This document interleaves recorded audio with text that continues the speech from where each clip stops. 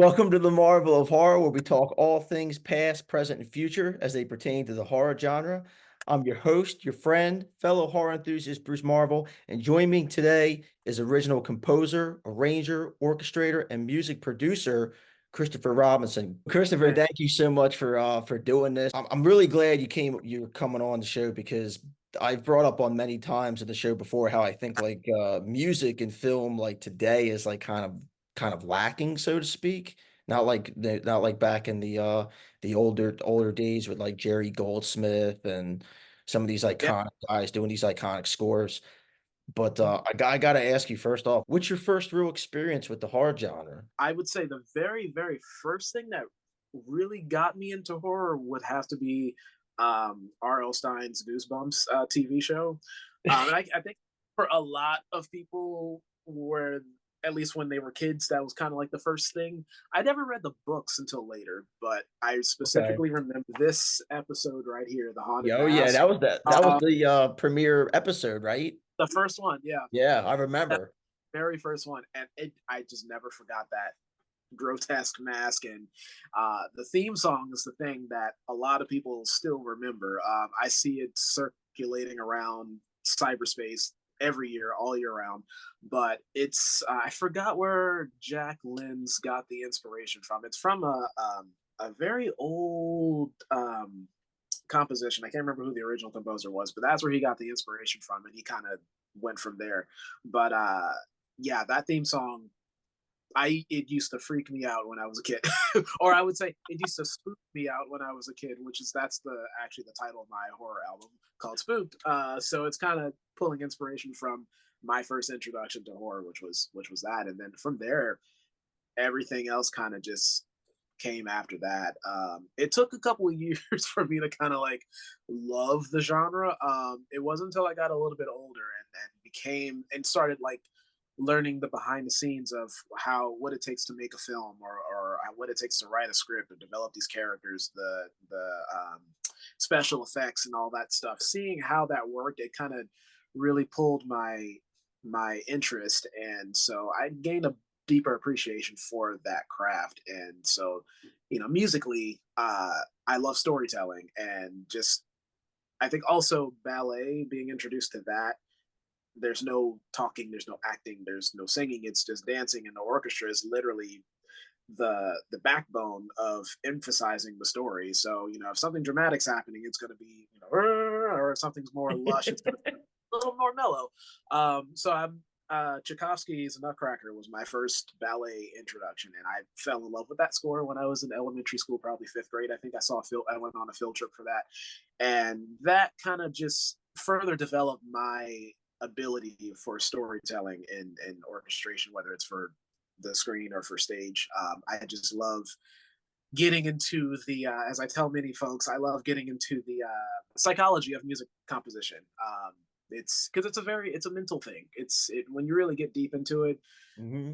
you're trying to write motifs for characters and such like that. You really get deep into the learning their personalities and being able to create that sound that represents what that theme is or what is going on here and stuff like that. So that's pretty much in short my introduction of how I got into horror. I checked out the video for Get Spooked, like in preparation for this interview. And like I said, you can totally hear like I can like in the beginning of the track, you can really hear like the to me anyway, you can really hear like the nods to like the Nightmare on Elm Street theme and Yep. obviously like the goosebumps and stuff. Like I said, it's totally like your own, but you can those homages are there, which is really cool. I watched kind of like the making and the behind the scenes of that video. And yeah, when you brought up goosebumps, I was like, yes, that's definitely going to come in to the interview because I read the books first.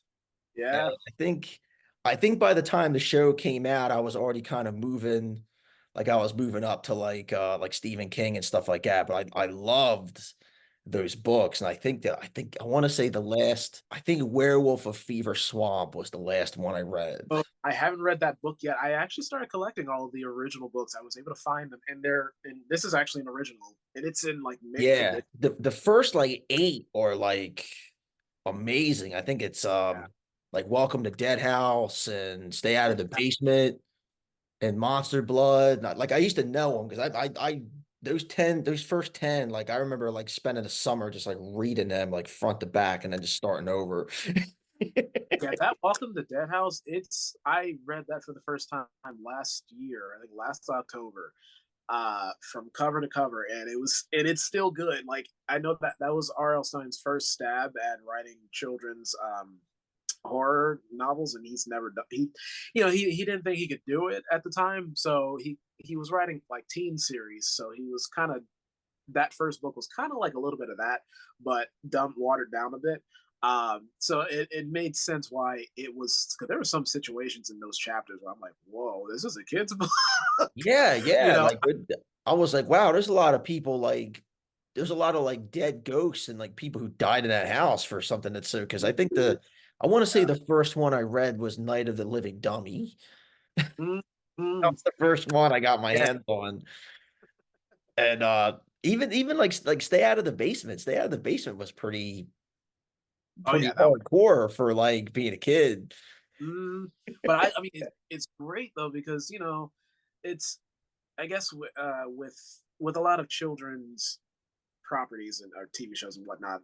Sometimes we think, oh, we have to dumb things down a bit because they may not be able to comprehend this, or they may not be able to handle certain things. But I mean, that's not necessarily true. And actually, I was having a conversation with a friend of mine earlier today, and we were near Rollins College, and that's so Mr. Rogers came up in the subject matter. He attended that university, and there's like a statue of him somewhere. I still haven't seen it, but there's a big mural that I always pass up all the time. And so we were just talking musically of how he understood that children can comprehend more than what we think they can. So when he Mhm. bought musicians in, this is how I got into jazz music, was because of, slightly deviating way, but this is how I got into It's jazz music. okay. We don't stay inside the lines here at the Yeah, Marvel Bar. but this is how I got into jazz music, because of that TV show at a young age. He bought in his musicians, and he told them, I have this children's show that I want to develop, and they thought that they were going to have to play, teeny bopper, stuff like that. But he was like, no, I want you guys to play like you usually play. Just play my composition, but play it in your style. And that's what they did. And I think musically, that's what made the show. It was a simple band size, a piano, upright bass, and steer drums. That was it. Uh, and like that music is just so good. I wish they had a soundtrack of that TV show, because the music is just it's so nice. That alone in itself is an example of children can comprehend something more than what we think. That Yeah, I like agree. the horror films that are the scariest to me are the ones that feel real, as in something that could act like this could actually happen in real life. Mhm. um, there were a few films that I've seen, that I've watched. I think one of them was the Saw movie. I watched the making of that movie last week, and I didn't realize how young the writers were, or the creators of that film were. But I know that movie in particular changed the game for like film scoring and just film itself, because that was a very psychological horror film. I think Jordan Peele kind of was like the next, I guess, film developer that did the same kind of psychological film premises and such like that. But I just remember when I was listening to the film score of Saw for the first time, I couldn't touch that movie for a while because after I thought too much for me. But when I watched the behind the scenes, and I got a little older, I been involved in the film industry a little bit more, so I was able to comprehend and understand the creative thought process of what they were aiming for, and I was like, oh, that makes a lot of sense. And then going back to that film score, that very iconic, I think it's called the Hans Zimmer or something like that. I forgot the name of it, but it's the overture. It's the iconic film motif. Dun, dun, dun, dun, dun, dun, dun, dun, Mhm. dun, dun. There's like three different versions of it on the soundtrack, but the one that I was looking for was the one that's actually played in the film, because it gets very crazy towards the end, and it's all of this synthesizer with the symphonic and all this craziness going on. I actually wrote a song that's kind of inspired by that. It's actually going to be Okay. on the Spooked album in the future. Um, but it has that same tone and the same types of instruments. But I just remember when I had to listen to it like three times, because it's a certain part in the score where it just gets I can't even think of words to describe it, but it's just that good. It hits you right in the right places where it should. And I went and watched the scene again, and I was like, man, this score really made the moment for the end of that scene. If that score wasn't written the way it was, that final scene wouldn't have been as impactful as many people remember it. Music is a very infectious emotional thing that just adds emphasis to a story. And I didn't realize the importance it had until I had my first personal experience through my own works that I did. So we were doing a Fringe production out here in Orlando. The Fringe Festival is basically the all of the theater writers and creatives, they come together and they produce original shows. We did one that I guess was kind of psychological. It was inspired by Freaky Friday. There we go. Yeah, it was inspired by that. And so they basically wanted to have some kind of score with it. Like it wasn't a musical or anything, but they just wanted some kind of musical undertones just to kind of help carry the story along. So I was like, okay, great, I can do that. Eventually, I was able to just carry the torch with on my own, and I just started going through the script. I did this all in one day, actually. Before the next rehearsal, I was like, okay, I'm going to surprise the director and just see what he thinks and everyone else does. And so I went through the whole script. I did my thing. Bought everything in that afternoon or that evening. And so I'm just playing the cues and I'm like excited too. I'm like, oh, wait till they hear this, wait till they hear that. Wait till they hear, what are they gonna think? And so I'm just, playing each cue and I'm just seeing the reactions from the cast members. And there's a dramatic transition score that I wrote at the very end when they switch back. And I just remember three of the cast members in the back were just they did some hand motion to me like so anyways, we get to the actual show when we do it publicly, and I just remember hearing all of the emotions and the gasps and the exhales. um, Specifically at the very end, one of the characters, he does the soliloquy at the very end. The way I wrote it is it's a simple orchestration. It's an acoustic guitar and maybe a piano I think I had going on. And it's very lush, very settled because it's a sentimental moment. He's like reflecting back on stuff. And so there's one little line he's supposed to say at the very end. So I kind of paused the music there and I split it to a separate track. And so after he said this next line, it's literally just a simple little guitar strum. It's a chord, and once I did that, I just heard all the exhales from the audience. I'm like, okay, we did our job. I walk out and everyone's applauding the actors and da da da da. And so I'm just thinking I'm just gonna walk out and that be it. But I'm hearing louder applause or more applause, and everyone's staring at me. I'm like, why am I being applauded? They're like, the music was so good. So from that point on, that was my realization that okay, music with a story can be very very powerful or can impact the power of what already exists within the story itself. Would Jaws be the legendary movie it is without that score? I don't think Right. so. And there's been so many parodies of it. SpongeBob did a parody of it. Yeah. Oh, yeah. I mean, that music is so iconic, and it's gonna like live forever. It's gonna live probably past like the actual movie. You know what I mean? Like when you hear Jaws or you see a shark, that's You like all the thing you think yeah. of. John Williams, like, I mean, come on, let's say Star Wars. I mean, the Imperial March. Music is so important. I think like they're getting like going back to like horror movies. Like I think now, I think they got pretty reliant on the you might actually know more about this. They call it the apprehension machine or the nightmare Oh, machine. those the basically like the risers in the Yeah, end. or like the real of like the strings. Oh yeah. A lot of movies use that now, and I think they kind of like overdoing it now. Yeah, I've noticed there is a continuous formula in the film scoring. Speaking of which, a friend of mine, he does a lot of film trailers. His name is William Hunt. He actually he worked on a few Disney stuff, but he also did he worked on one of Jordan Peele's. I think it was Nope. He worked Okay. on that trailer.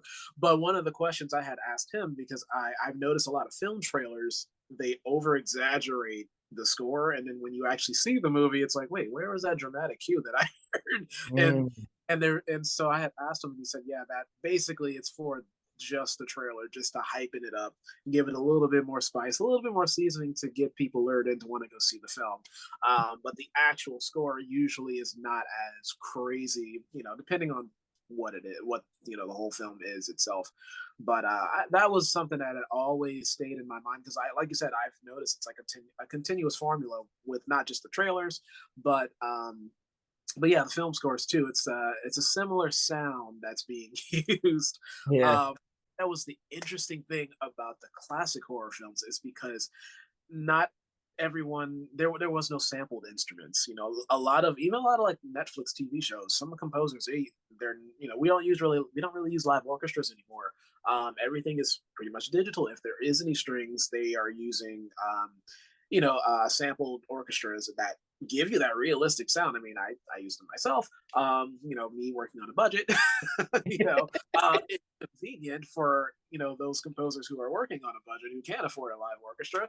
Um, you can still capture the vision that the musical vision that you have that you've always had in your mind. One of the interesting things that I loved about the Goosebumps TV score was so there was an interview that with Jack that two fans did with Jack Lynn's. You can I think the podcast is still on YouTube somewhere, but I'm so glad I found it because he actually released his entire TV score from that show. I actually got both of the formats, so I got the vinyl record, and then they also Oh, did wow. and it's like in the style of the VHS, which I loved. I love the artwork, Tim Jacobus artwork, It's awesome. but that is actually what inspired me to do my own album. After I listened to that, I'm like, I got to do something like this myself. One of the interesting things that he said is because he was talking about the inspiration and how he came up with these different sounds. Because in the TV show, there was a lot of weird sounds that you heard, and so apparently with him, his approach, he would take like animal sounds and infuse that in with the rest of the orchestration of synthesizers or whatever, and it just worked so well because you couldn't even tell it was an animal sound because once you add your processing and reverb and all that stuff to it, it just sounds like something wacky and horrific the story. So I love learning about that kind of stuff because it also educates a composer like myself as to, oh, I could do something like that too. We learn from the previous great people, and we then take that and incorporate that to our own original musical visions. So I kind of started playing around with like animal sounds and stuff like that. I'm like, oh, this is so cool because it just makes the piece so much more unique. Like in the Goosebumps theme song, there's a bird sound. It's just repeated, but it's a little high pitched. I had a bird sound as well. I put that in my Get Spooked single thing. So it just makes it more fun. Nightmare on Elm Street had a lot of that stuff. Yeah. I didn't even realize that young Johnny Depp was in this film. I've I only seen saw I saw that part of your email and I was like, oh man, no way. yes, I've only watched that film 3 times in my lifetime. First time I probably wouldn't count it because I was a little young and couldn't handle horror films too much. But second time, I don't think I was too familiar with Johnny Depp's work yet. But this time around, I've of course seen a lot of his stuff. Anytime I'm curious, I'm like, who's this actor? This person looks familiar. I go and IMDb it, and I'm like, IMDb look is up a guys. godsend, by the way. Right? Yeah, I've been using that thing since I was in junior high school. Yeah, I've been using it the last I guess the last like 10 years. And it's like, yeah, oh my God, thank goodness for it. Because I can't retain information anymore like I used to be able to. Right? Yeah, before we had the app, I think back then I used to have to I would write the actors' names down and just just so I Yeah. could remember who these people were. But yeah, he just Johnny Depp just looks so much different. I think that's what it was. Why I couldn't put two and two together. But I was like, wow, like early days. But yeah, that How score, how funny is it too that he's the jock in that movie? right? Like that's even funnier. It's like he's in the movie, but he's the jock. Uh, see, that just goes to show his versatility as an actor. He can That is true. This is true. very well. This is Um, true. I think that's another reason, probably why I didn't realize. I'm like, oh wait, that's him. What? Yeah. Um, yeah, that score was. was that score had a lot of those weird sounds as well. Obviously synthesizers, but who knows what other things they layered on top of that to get. I mean, I wish I could talk to the composer of that. I think it was Jerry Goldsmith. That was the composer of Nightmare on Elm Street, if I'm right. I think so, 1984. I think so. Um, He actually made a note, and it's actually it's Charles Bernstein, I think maybe. oh yeah, no, okay, Jerry is Gremlins. I think that's Jerry's probably Gremlins yeah. and Poltergeist, because his we'll get to him in a second because his sound is like I immediately just associate him with any kind of like Spielberg movie. Like Jerry, Yeah, like that sound is so like you can totally even as a kid, even as a kid when I heard Gremlins and I heard like the music in Poltergeist, I knew it was the same guy. Well, hopefully one day, like the Goosebumps stuff. Like I've never seen the movies they did. I know they did a movie with like Jack Black, and I think they did like a sequel to it. I'm hoping they actually like do, I don't know, kind of like what Netflix is doing with like Fear Street. I hope like they do like, hey, we're gonna do some movies, but we're gonna focus those movies strictly on they like maybe did. one story in the book. Disney Plus did a reboot of Goosebumps last October. It was released. Of course, I had to watch it. It wasn't done like the '90s one that we grew up with. Um, and see, and I had to understand that too. And thankfully, I'm an open book. When I go in when I go into anything, or whether it's a movie or a book or whatever, I rather judge it afterwards, give my critiques afterwards. But I like to go in on with a clean slate and just enjoy it for what it is. There were some fans of OG Goosebumps fans that weren't too pleased about it. They were a little upset. I mean, they kind of enjoyed it for what it was, but there were some things that I agree could have been done better. Thankfully, they're getting a second season and they're doing it differently. And I think maybe they listened to the fans because a lot of fans were upset. They're kind of doing it like the original '90s, where it's a different story with different actors every time, supposedly. But the last one, I think it was 10 episodes, and it was just the same characters, and it was just the story continues and like kind of like what they do with all the other Netflix TV shows. Okay. The same characters, and you're going through this journey until the very end of the season or whatever. But they did do a really interesting job on the readaptation of some of the books. The Haunted Maskman was kind of weird. The interesting thing is they kind of took some of those iconic items from the books and it kind of carried through the story. So it weaved into the next, into the next, into the next, kind of causing the next thing to happen and the next thing to happen. So I thought that was interesting.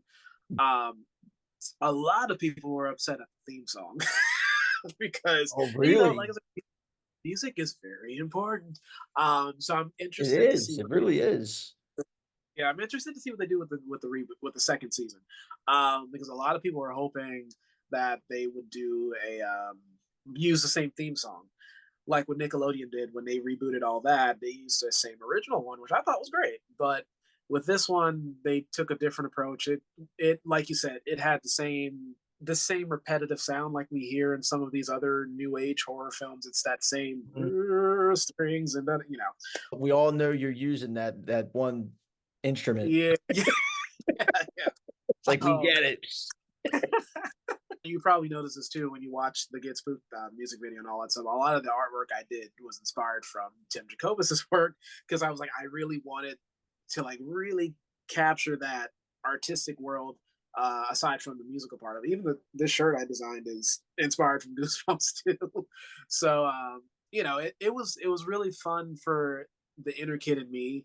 It was more of a passion project, but I think the other thing is aside from being inspired by the Jack Lenz's album from the TV score, when I found out that Goosebumps was getting a reboot, and once I knew when the date was happening, I was like, oh, I got to release something from this album because it's gonna, Goosebumps is gonna be like up and popping again. So I was like, okay, I'm gonna do a single release. It'll be both a way to test the waters and see what people think of this idea, and then on top of that to get hopefully get people to listen to it, which it actually kind of worked out pretty well.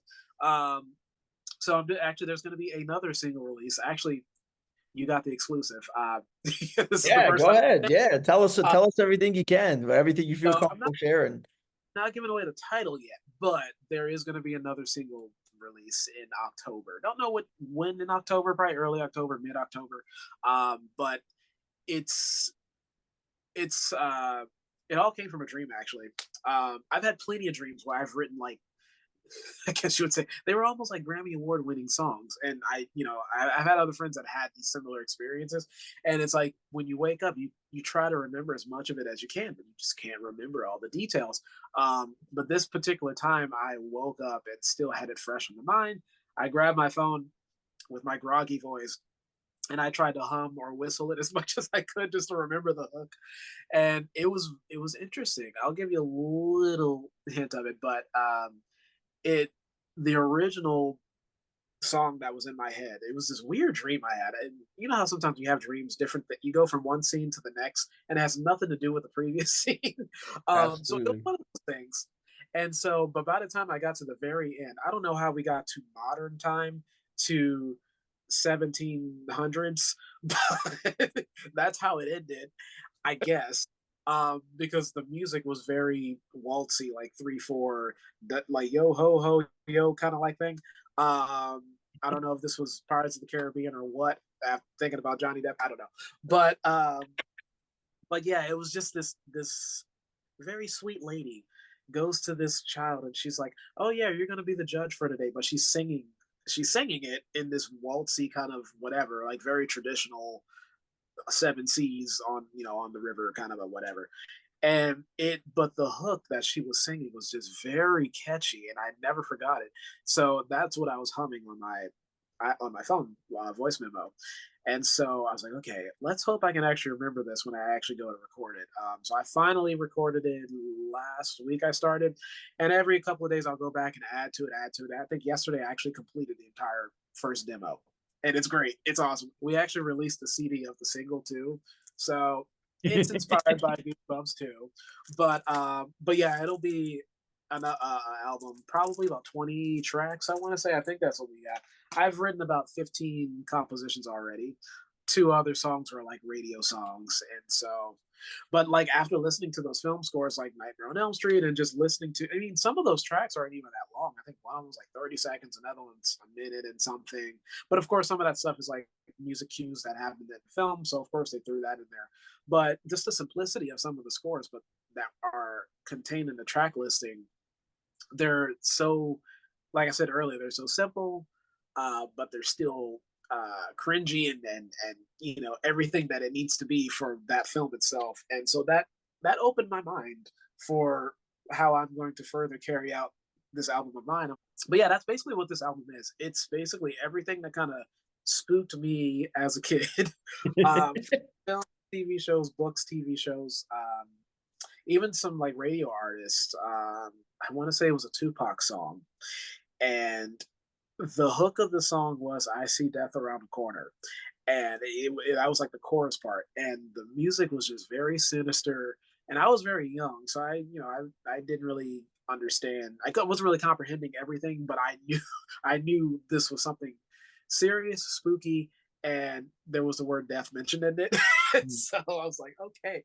And I had already kind of knew the story behind that around about behind Tupac already. So the fact that I was able to kind of comprehend it in this way at the young age, I think I was 13, but I knew about him being killed and all that stuff. So I felt like that song was like, I don't know, like maybe he was telling his future or something, just to, because who knows? I mean, it really got me thinking a little more than I should. But I have a very vivid imagination. I dive deeply into thoughts a lot, and so especially with music. And so just hearing that, and the song was on a repetitive loop, but the lyrics and the tone of his voice and I oh yeah, we were listening to the song at night in the car, so that also added to the so I had the environment around me. Yeah, that was a very creepy feel, but some I used some inspiration from that and into this work too. So A friend of mine, I remember like zombies, I don't know if they scare him now still, but zombies scared the living crap out of him. Like he thought zombies could like become real. Like, you know what I mean? Like it's like if like yeah, vampires will never exist, werewolves will never exist, zombies might exist one day. So that's why like they scared him so much. And I forget what movie we were going to see, but they showed this was, this was like many years ago. They were showing a trailer for Zack Snyder's Dawn of the Dead. And Oh yeah. that was the first movie I ever seen zombies run. This Uh-huh. was just the trailer. Me and his wife at the time had to like hold him like in the seat because he just wanted to like get up and like he was so scared. Oh my He god. was like running zombies. Oh my, yeah, we had to like, hold, it's okay, man. It's just a trailer. Just relax. He was gonna just get up and like run out of the theater. He was terrified. I never seen Yeah, that. zombies scare someone so bad. Yeah, like I'm used to like the slow walking. At least you can get a few feet away from. Yeah, I I think. never understood how like the zombies in like Night of the Living Dead like killed anybody. Yeah, wait, is that the one where they're underground and like they're hiding from the? Is it that one? Like, there's so many Well, night. it's part like so there was Night of the Living Dead, there was Dawn of the Dead, that's the one in the mall, and then Day of the Dead, I think it's like where they're underneath, but they're all still like the slow moving zombies. Because there was like the really nice one that was like a buddy to one of the. Yeah, they were trying Yeah, to train to be back a human I being thought buddy. that was kind of cute. It kind of reminded me of that character from the Goonies.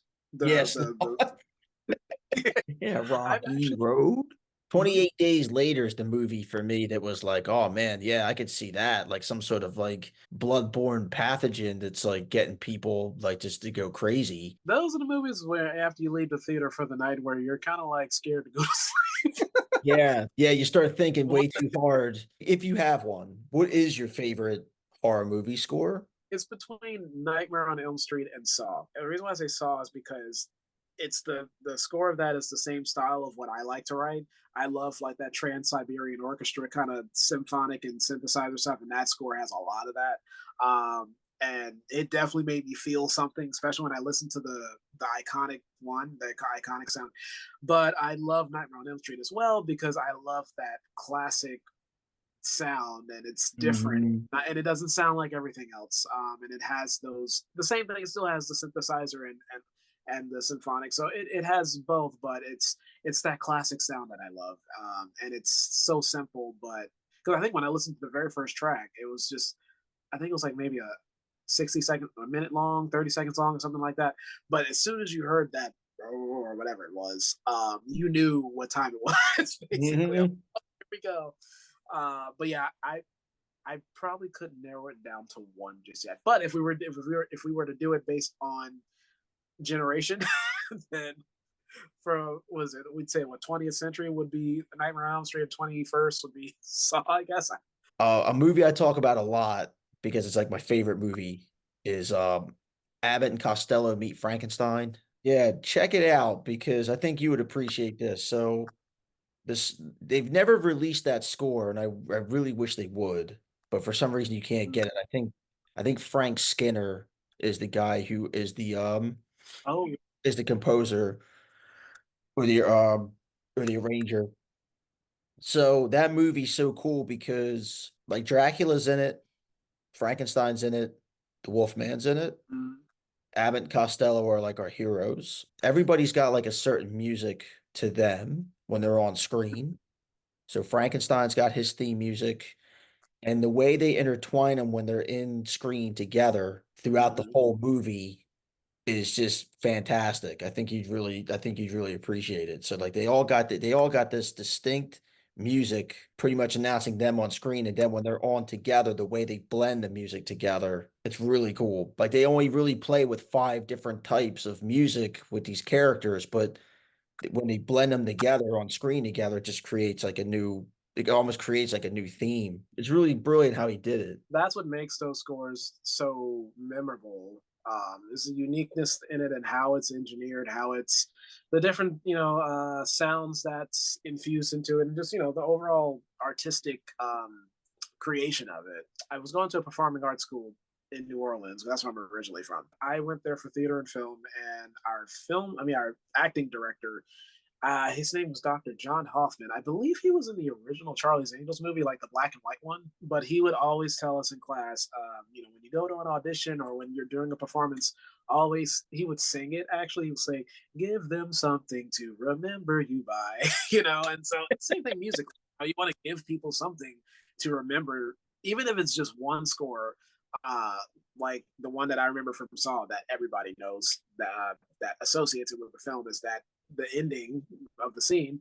That's what everyone knows that movie for. Is that da da da da da da da da da da. Mm. And same thing with Star Wars. Star Wars is ba ba ba ba ba ba ba. Yeah. So it's those theme songs that that are written so well that just makes you remember it. Christopher, I want to thank you so much for coming on. Definitely keep us posted about your single when it drops, any other projects you got. I can't wait for this album to come out next year. We'll put is it okay if I put like in posts, I put some of like your links and stuff? Oh yeah, totally. Even if anyone wants to buy this shirt that I designed, I also designed these other two shirts as well. If these are the other two, they are all inspired by Goosebumps, of course. This one's rocking out like it's 1995, I think. And this one was inspired by Real Monsters. So, Living Nightmares is That's what I wrote. awesome. But yeah, they're all on the links that I sent earlier in the week. You can just buy them right off. Even if you want to buy the CD, it's still on market. So um, all of that stuff is in the link. But I'll have my editing team put that up so people can get the link and stuff like that. Again, I want to thank you for coming on. Christopher Robinson, everybody, YouTube at the Marvel of Horror podcast. Like, subscribe. If you have any comments or any movies or anything you want us to review, talk about, maybe who's your favorite composer? What's your favorite horror score? Leave your comments. And again, I want to thank my guest for coming on and spending this time with us here. And we will, in the comment section, what was your favorite Goosebump book? Because that I definitely want to know. And Chris wants to know that too. We will see you next time. have a scary day.